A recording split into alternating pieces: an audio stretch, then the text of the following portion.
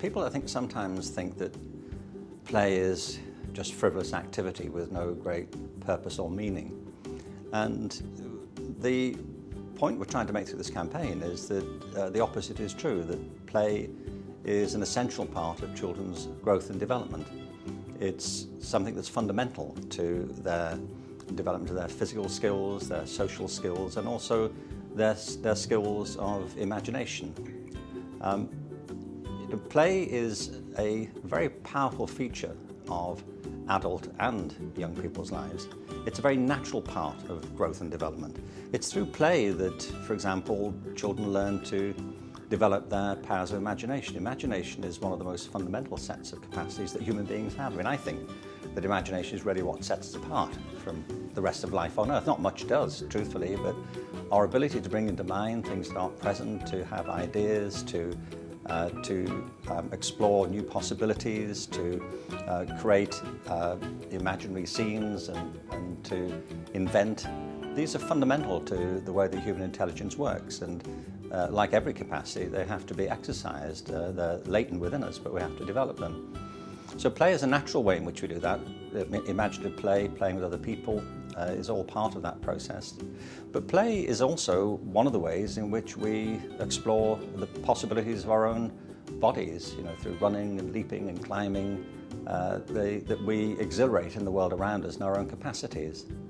And thirdly, play is one of the most important ways that we explore our relationships with other people. We learn the codes of behavior, we learn to trust, to collaborate, sometimes to compete. But it's through play that we become socialized properly. These aren't trivial accomplishments, they're absolutely fundamental to the balanced growth and development of our children. So yes, I think we should be concerned if the opportunities for play are being inhibited or restricted, either at home or outside the home or in schools. So in arguing for play, really what we're arguing is that playtime isn't a waste of time, it's a very important part of children's natural growth and development. Well, it's interesting is that the reason for emphasising the importance of play is the here and now. It's about helping children to have enriched lives in the present, to give them the range of experiences which all children are due. And it's not that we're looking for benefits 15 years on, but at the same time, the skills that we learn through play of being able to relate to people around us, to develop our capacities for imagination and creativity, the capacity to communicate, to work together. These are also fundamental skills for survival and success in the adult world. And interestingly, of course, many employers are saying that now too. A lot of employers are saying that too, that they're looking for people specifically who can do all of these things, who can work in teams, who can communicate well, who can contribute fresh ideas and fresh thinking so they can adapt to change and anticipate change. So these are core capabilities for a balanced childhood, but it also turns out they're essential to a successful adulthood. Well, firstly, the point of the campaign is not to point a finger at people and say that you're doing something for which you should feel awful. Adults these days, parents are very busy and they have a lot of things on their mind and a lot of things they have to do, and they have a lot of responsibilities. And parents, for the most part, of course, want to do the best for their children. That's why, among other reasons, they're often so protective of them and don't want them to go out and be at risk as they see it. So we're not blaming anybody, but we're just trying to make sure that we have a proper conversation about this, that it's easy in the great rush and clamour of modern life to forget some things that matter most. And so one is that it's important for parents to spend playful time with their children, to put things to one side from time to time and give children unfocused attention and be present with them, to engage in activities just for the sheer fun and enjoyment of it. And do you know what is being done to overcome that, or to help parents ensure that their children are playing? Well, actually through this campaign we have two big objectives. One is to draw attention to these issues and to encourage parents to be involved in the conversation, to voice their concerns and to share ideas about how they can be addressed. We have a number of experts in these different fields who are advising the campaign, but we really do want to hear from parents. OMO's been involved in a global campaign called Dirt is Good now for over 10 years. And this new phase of the work that is being done is to really draw attention to this and to provide some practical resources. So there's a website that we're setting up which will provide practical resources and will encourage also parents to be in touch and to offer their thoughts. No, I don't think so, because it varies a lot by age and also by circumstance. But certainly at a very young age, with the right encouragement, children will spend most of their time playing across all the different categories that we're talking about. As they get older, their activities in play tend to change, and of course when they get into education, their time gets taken up by other things as well. But what we're focusing on here is to show that there is a whole range of different sorts of play activities, from social play, imaginative play, dramatic play, and so on. And although we're concerned about the deficits, what we really want to point to are the benefits. We don't want this to be another burden for parents, but for parents to recognise that this is part of the pleasure and joy of having children, and that they will get a lot of pleasure and benefit themselves from being involved in playing with their children. We're saying that it is. There are all kinds of benefits from children playing outdoors, but it's not all outdoors. There are things parents can do indoors during the day, 15 minutes here, 20 minutes there. On the website we have a number of resources there. One is a set of cards which includes suggestions for particular activities, some craft activities, some social play activities, from dressing up to making things. And there are also organisations that we're pointing to who can also provide help and support and further ideas. So there is a lot to do, and what we're concerned to point out is that in doing it there are huge benefits. It's not just what's going wrong, it's all the ways in which we can make this right. What are the pressures parents today feel raising kids today than the pressures felt by parents 10 years ago? Well, there are several ways in which life has continued to get more complicated over the past 10 years for parents. One is that economic circumstances for many families are more difficult than they were 10 years ago. People are under much more pressure. They're often working harder, and there have been mounting concerns about the global economy and security of employment, and that's a big pressure that weighs on many parents. The second is the world is getting more crowded every year. There are more people on the planet now than ever before, and more of them are living in cities. So our cities are under increasing pressure as well in terms of infrastructure. And a third is that over the past 10 years there's been an exponential growth in the impact of digital technologies. It's worth remembering that 10 years ago there really weren't smartphones in the way that we know them now. There were no social media in the way that we know them now. There's been a huge proliferation in digital technologies in all their various forms, and they've become interpenetrated with every aspect of our lives, our cultural lives, social lives, and our working lives. And that's really changed the whole context. The kids now have a huge number of potential avenues for other sorts of play and also for distractions. And we're very keen to say, when it comes to digital technology, that there are all kinds of benefits in digital technology. Of course there are.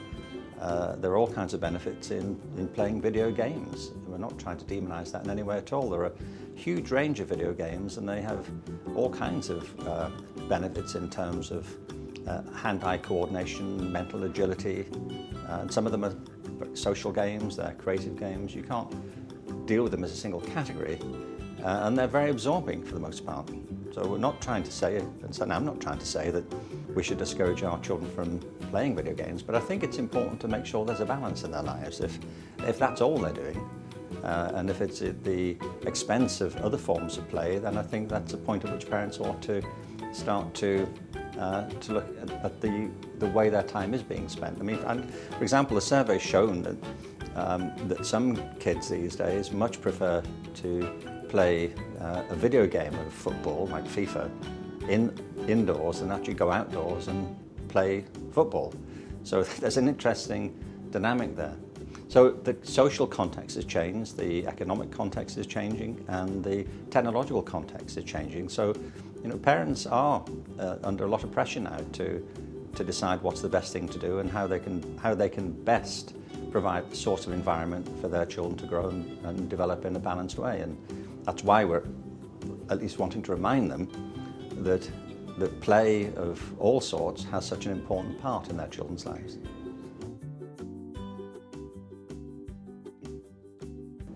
I think there's no question that there are good reasons why parents often feel anxious, particularly in inner city environments, in just letting their children go outside and play. And in fact, we're not suggesting that. We're not suggesting you just push your kids outdoors and say, come back at 5 o'clock. Any parent wants to make sure their child is safe and secure. And it's hard to generalize about this, of course, because cities have very different challenges according to where they are. Somebody who's living in a top of an apartment block has got a different challenge than somebody who might be living in a suburban area with a garden outside or access to a large park. So it's why it's hard to give exact prescriptions about how much time should be spent doing what and how, because parents have to take account of their actual lives and their own real circumstances. But what follows from what we're arguing for is that it's important that there should be, in our cities especially, secure places where children can play, where they can play safely, and without being constantly organised, but at least play in an area where parents feel comfortable that they're supervised and they're not at risk. And that's a challenge that we want to put down to the local authorities who make these provisions. And too often these are seen as expendable facilities, and they're among the first to be cut when times are hard. And we're arguing here that these aren't luxury facilities, they're essential to the health and well-being of our children and therefore to our communities. We do make the comparison in a film we've made for the campaign between prisoners in high security jails and the amount of time that children spend outdoors. Of course, the only point we're trying to make here, the only point of comparison is that the time outdoors is enriching, powerful and humanising. And that if we deprive our children of those experiences, then we're depriving them of something that's really essential to their natural growth and development. We're not comparing children to prisoners, and we're not making any more comparisons than simply that for people in those extreme circumstances to be deprived of that time against their will would be a catastrophe. And our children are sometimes being deprived of those opportunities needlessly. And it's a way of dramatising what is to us an essential point. Well, we surveyed parents all across Brazil in urban centres and rural centres. Of course, it's a huge and diverse and complex country. But there were some trends that came through the figures overall. One is that about 2/3 of parents that were surveyed in Brazil feel that their children aren't playing outdoors enough, and are keen that they should play outdoors more. But then there's a second issue here, which is about half of parents are concerned that there aren't safe places for their children to play outdoors. And that's a big issue, of course, because while we're encouraging kids to play outdoors, it's not at the risk of their own safety. So we really want to hear from parents about this, what solutions they see, are the things that parents can do collaboratively to provide those safe spaces in a way that benefits the whole community.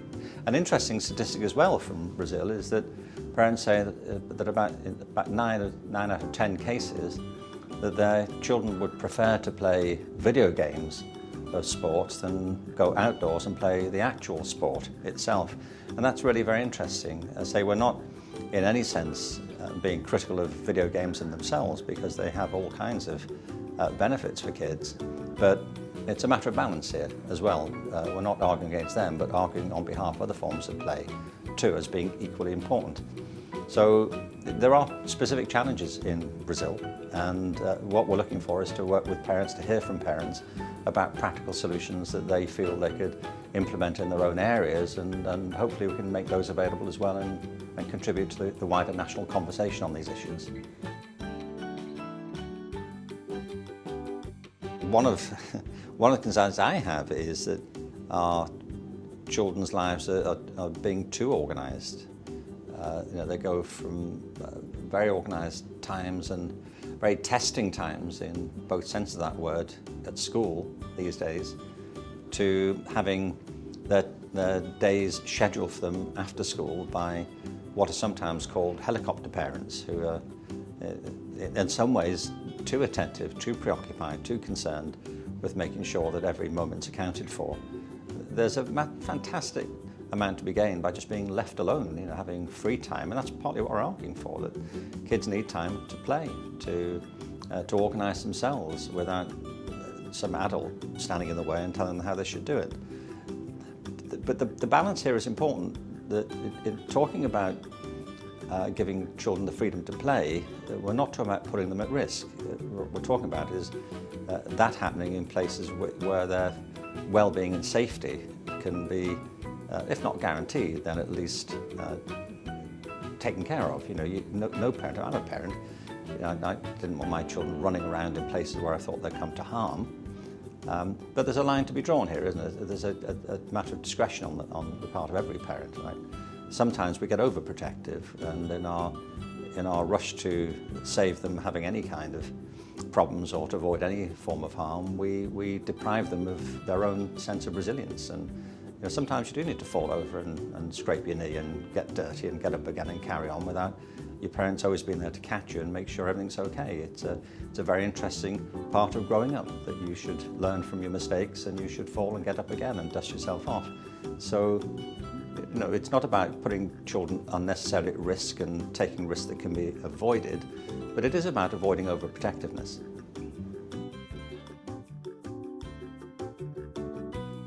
Drama and role play are among the ways, some of those powerful ways, that we learn about how to relate to other people.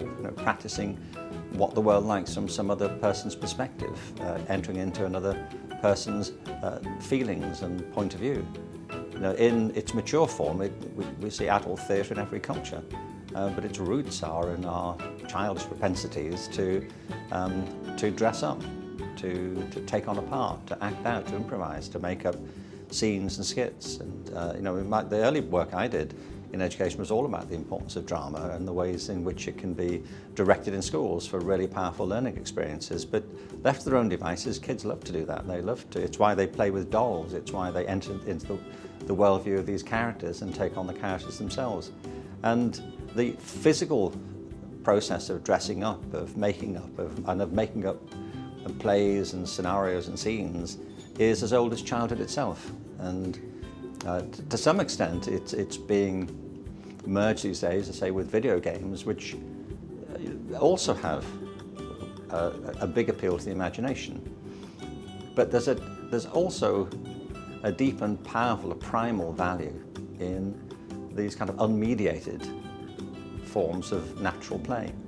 And encouraging our kids in those activities is an important part of being a parent, and to recognise that this isn't just frivolous and a waste of time. It's one of the most important ways in which they learn about the world around them and also the world inside them.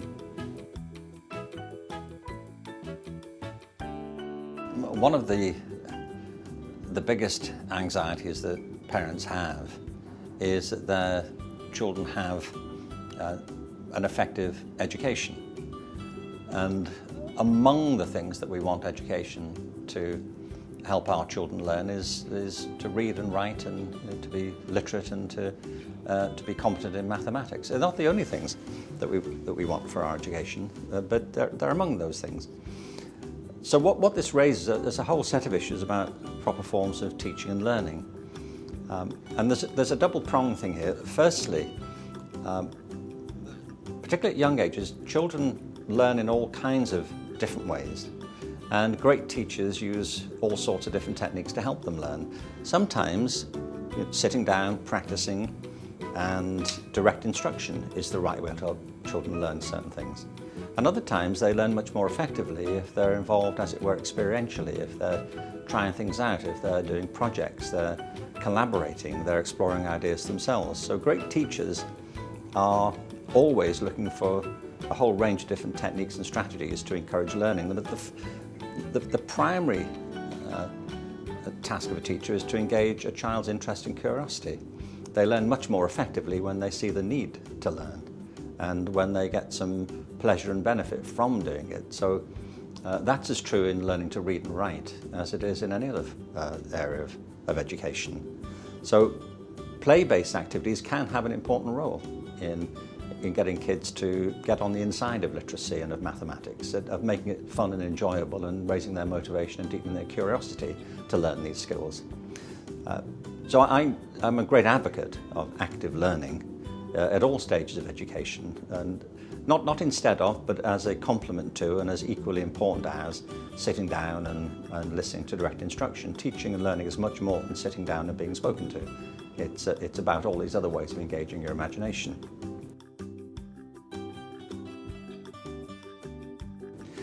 But that's alongside and in addition to the importance of play as we're describing it. It's still important in the school to give kids time to just play. And in many school settings, for all kinds of reasons these days, not least of which is the pressure of testing, you often see playtime being reduced and in some cases being done away with entirely. And I think that's a terrible mistake. For all kinds of reasons, children need time in the day to play. They need time to get up, to move around, to socialise, to run around, to burn off steam, to enter into imaginative worlds, to explore ideas with their peers and to just be playful. And it's not a waste of their time, it's a way of enriching their time, and it's almost invariably the case that when children can play well, they work better. They come back in with their energy up, with their mind sharper, ready to learn again. That's the great skill of a school, to get that balance right between work and play, and to realise that play is an important part of work, and in some ways play is work itself. Which is really interesting. So given currently that there is this trend towards reducing the amount of playtime during school, what do you think the repercussions of that are going to be? I think it's a big mistake to whittle away at playtime in school. The assumption is that it's a frivolous, unnecessary activity, and it has to give way to the more serious business of learning.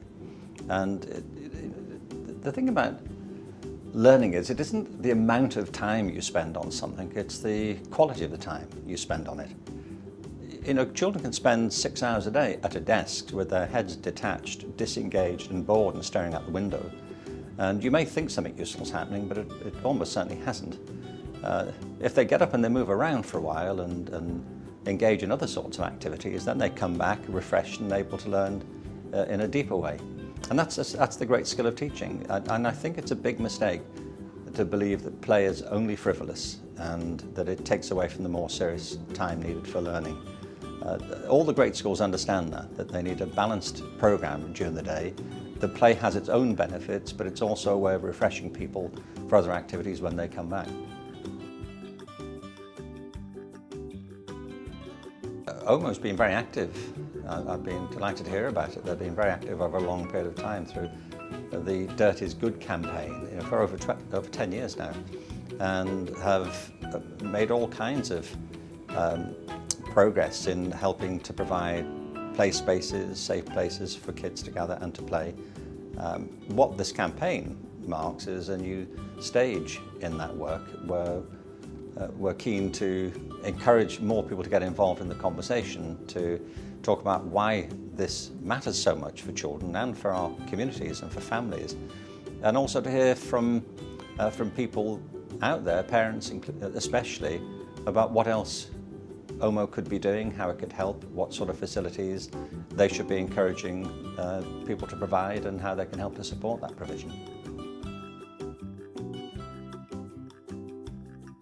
Well, OMO's been very active in Brazil through the Dirt is Good campaign, which has been running for over 10 years now, advocating on behalf of children getting outdoors and playing in the natural environment. And through the Aqui se Brinca program, OMO has also been building playgrounds across Brazil to create safe spaces for that play to happen.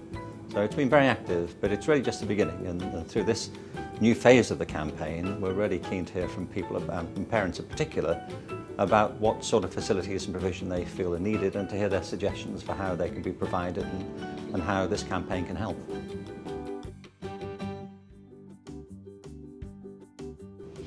Well, there isn't a formula, I'd say, for a couple of reasons. One is that these aren't discrete categories. You can talk, and we do talk about dramatic play and constructive play and social play and games with rules, but of course they all intersect as well. You can find pure examples of each, but dramatic play is also social play, and creative play is also often constructive play. So it's to show that there's a spectrum here, and to try and encourage people to cover the range of it. And also it's hard to lay down, and probably not very helpful to lay down firm rules or even guidelines about how much of this and how much of that, because if you think of a family with 2, 3 or 4 children, it's a very fluid and dynamic situation, so you don't want people on a stopwatch or on the clock. What we're trying to give a sense of, it's a bit like diet in a way, we're trying to give people a sense, or exercise, that these are the sorts of things that all children should be experiencing in a balanced way during the course of their week, and how much and when is part of the judgment and discretion of good parenting, to say, okay, I think it's time we tried something else now, and to judge when the right time is to move on. And this is a way of giving people a sense of the kind of ground that it would be helpful to cover. Well, we don't want to lay down inflexible guidelines for how much of this and how much of that. I mean, one reason is that there are different sorts of play, but they're not all discrete categories. You can find distinct examples of each, of creative play or constructive play or social play, but as often as not you find elements of them in all forms of play. So dramatic play is also social, and constructive play is also imaginative, so they do run together. We're trying to show the spectrum here, and to say that it's important for children to experience all of them, separately and in combination. And it's also probably not helpful to become over-prescriptive to how much time any child should spend on any one activity, because having a family is a very fluid and dynamic situation almost all the time. What we're offering is a kind of general outline for parents, to give them a guide to the range of experiences we hope all children would have, and I think that parents generally will welcome that, to have a sense of the sorts of activities they should be encouraging their children to get involved in over the course of a week or more, so that there's a balance here.